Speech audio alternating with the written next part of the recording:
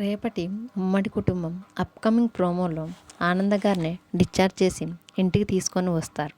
ఇంటికి తీసుకొని వచ్చిన తర్వాత ఆనంద గారు రెస్ట్ తీసుకుంటూ ఉంటారు.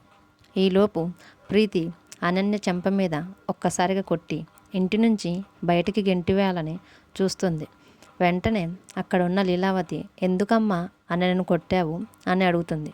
అప్పుడు ప్రీతి అనన్య నా భర్తని కౌగిలించుకుంది, అందుకే నేను అనన్యను కొట్టాను అని చెప్తుంది. దాంతో అందరూ ఒక్కసారిగా షాక్ అవుతారు.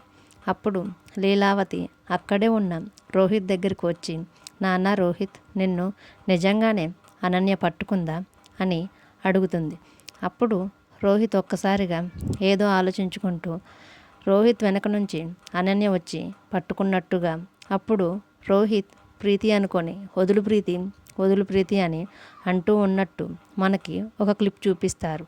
అప్పుడు మళ్ళీ లీలావతి చెప్పు నాన్న, నిజంగా నిన్ను అనన్య పట్టుకుందా అని మళ్ళీ అడుగుతుంది. లీలావతి రోహిత్ని అడుగుతూ ఉండగానే అప్పుడు అనన్య ఆనంద భైరవి రెస్ట్ తీసుకుంటుంది కదా, ఎలాగైనా తనని ఒత్తిడికి గురి చేసి తనని టెన్షన్ పెట్టాలని కావాలని గట్టిగా అవును నేను ఆయనను పట్టుకున్నాను, ఇక మీదట కూడా పట్టుకుంటానని అంటుంది. అనన్య మాటలు విని అందరూ ఒక్కసారిగా షాక్ అవుతారు. అప్పుడు ఆనంద భైరవి గారు అనన్య మాటలు విని ఒక్కసారిగా లేచి వచ్చి నోర్మి అనన్య అని అంటుంది. ఏంటి పిచ్చి పిచ్చిగా మాట్లాడుతున్నావు అనన్య అని ఆనంద గారు అనన్యని అంటారు.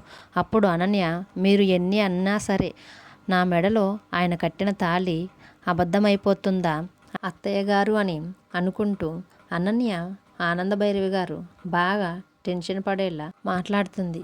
అనన్య మాటలకు ఆనంద గారు బాగా ఒత్తిడికి గురయ్యి తల పట్టుకొని ఇబ్బంది పడుతూ ఉంటారు. ఆనంద భైరవి పరిస్థితిని చూసి శరణ్య, దర్శన్, లీలావతి, రోహిత్ అందరూ కంగారు పడుతూ ఉంటారు. అనన్య మాత్రం ఆనంద భైరవి పరిస్థితిని చూసి చాలా సంతోషపడుతుంది. అప్పుడు ప్రీతి తన మనసులో డాక్టర్ గారు అత్తయ్య టెన్షన్ పడేలా ఏ విషయాల గురించి మాట్లాడవద్దు అని చెప్పారు కదా, అయ్యో ఇప్పుడు నేనేం చేయాలి, అత్తయ్య ఈ విషయం గురించి చాలా టెన్షన్ పడుతూ ఇబ్బంది పడుతూ ఉంది అని తన మనసులో అనుకోవటంతో ఈ ప్రోమో అయిపోతుంది.